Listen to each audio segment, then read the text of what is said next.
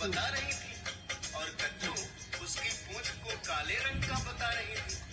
कद्रू ने बात को सच सिद्ध करने के लिए अपने नाग पुत्रों को आदेश दिया कि तुम सूक्ष्म रूप बनाकर घोड़े की पूंछ से लिपट जाना ताकि उसकी पूंछ काली नजर आए और मैं सर्प जीत जाऊं। कुछ नागों ने तो उसकी बात मान ली, किंतु कुछ ने इस झूठ में माता का साथ देने के लिए मना कर दिया। तो कद्रू ने क्रोधित होकर उन्हें अग्नि में भस्म होने का श्राप दे दिया।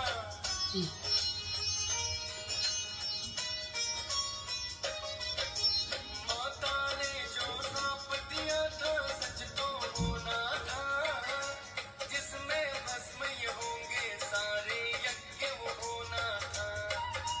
राजा परीक्षित की मृत्यु हुई सर्पदंश के कारण, जानते हुए कर ना सके थे इसका कोई निवारण। राजा परीक्षित पुत्र ने नागों से बदला लेना चाहा, जन्मे जय ने इसके लिए फिर नाग यज्ञ करवाया। किंतु मुनि आस्तिक आकर उसे रुकवाते हैं, भस्म होने से अग्नि में नागों को बचाते हैं। नाग पंचमी का ही दिन था वो तो बताते हैं, पावन कथा सुनाते हैं। नाग देव की पूजा करके इन्हें मनाते हैं, हम कथा सुनाते हैं। जब नाग देव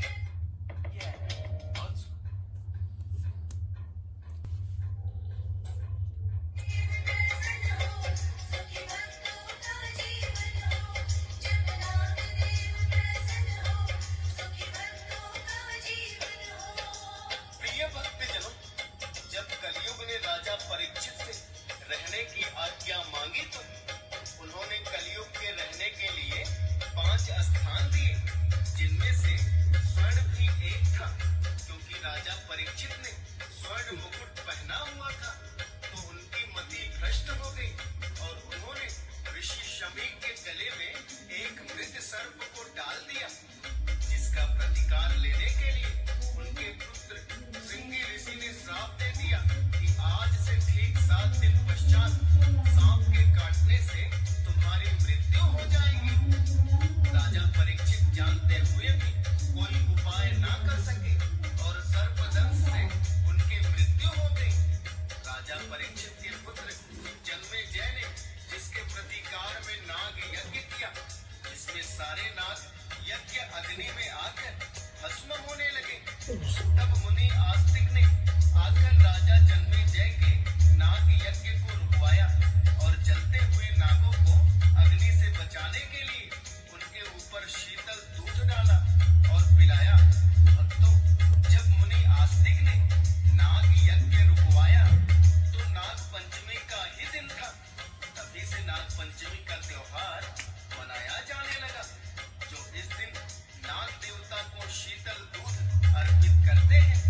नाग देवता सदा ही उन पर प्रसन्न रहते हैं। प्रिय भक्तों, नाग पंचमी के दिन अनेकों भक्त व्रत भी करते हैं और कोई भी व्रत कथा सुने बिना संपूर्ण नहीं होता। अतः हम आपको नाग पंचमी की व्रत कथा सुनाएंगे।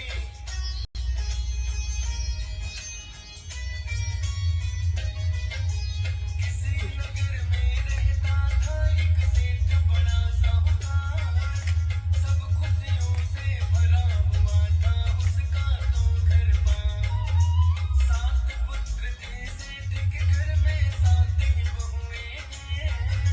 7 पुत्र और बहुएं मिलजुल करके रहते हैं। एक बार जब नाग पंचमी का आया त्योहार, अपनी 7 बहुओं से कहने लगा साहूकार, नाग पंचमी आई घर की करनी सफाई है और मिट्टी भी लाना क्योंकि करनी लिपाई है। नाग देव की पूजा करके इन्हें मनाते हैं, हम कथा सुनाते हैं, हम आंधियाँ भी सूरज आते हैं। पावन कथा सुनाते हैं, नाग देव की पूजा करके इन्हें मनाते हैं, हम कथा सुनाते हैं।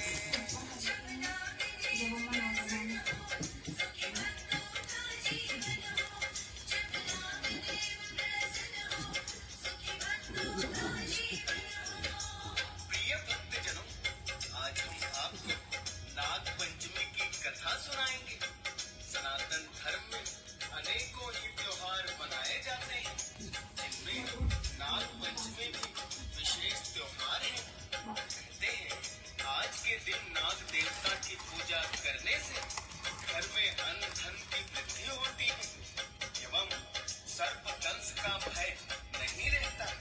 प्रिय भक्तों, आज इस कथा के माध्यम से हम बताने की कोशिश करेंगे कि नाग पंचमी का त्योहार क्यों मनाया जाता है और इसकी व्रत कथा भी आपको सुनाएंगे।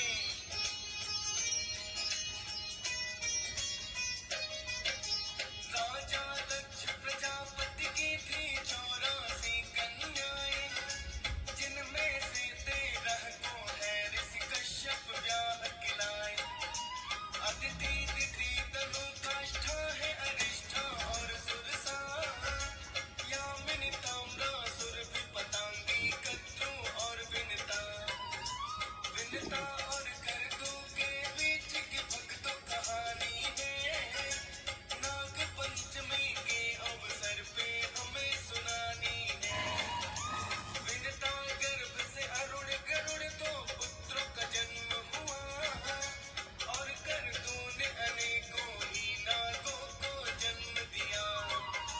वासुकी दक्षक कालकोट भी जिनमें आते हैं, पावन कथा सुनाते हैं, पूजा करके इन्हें मनाते हैं, हम कथा सुनाते हैं।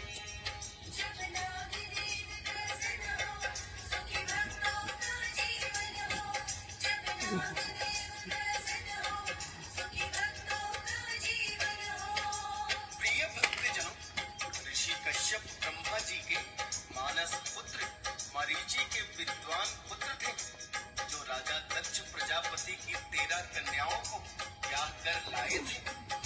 मुख्यतः इन्हीं कन्याओं से सृष्टि का विकास हुआ और ऋषि कश्यप सृष्टिकर्ता कहलाए। ऋषि कश्यप सप्त ऋषियों में प्रमुख माने जाते हैं। इन सप्त ऋषियों के नाम हैं वशिष्ठ, कश्यप, अत्रि, जमदग्नि, गौतम, विश्वामित्र और भरद्वाज। प्रिय भक्तों, जिस प्रकार दिति गर्भ से दैत्य, अदिति गर्भ से देवता उत्पन्न हुए, इसी प्रकार विनता गर्भ से 2 पुत्र अरुण जो सूर्य देव के सारथी बने, यौन गरुड़ जो विष्णु जी के वाहन बने, और कद्रू गर्भ से बहुत से नागों की उत्पत्ति हुई, जिनमें प्रमुख 8 नाग थे। शेष, वासुकी, तक्षक, कारकोट, पद्म, महापद्म, विनता और करदू ने उच्चे श्रवा घोड़े को देखा, जो कि सागर मंथन के 14 रत्नों में एक है।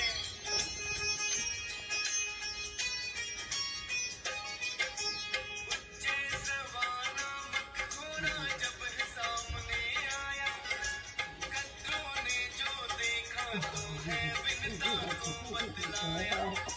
रंग तो है श्वेत घोड़े का, पूछ है इसकी काली।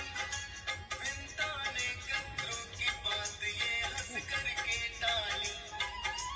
बोली विनता अश्व ये पूरा श्वेत रंग का है, जरा गौर से देखो क्या तुमको नहीं दिखता है।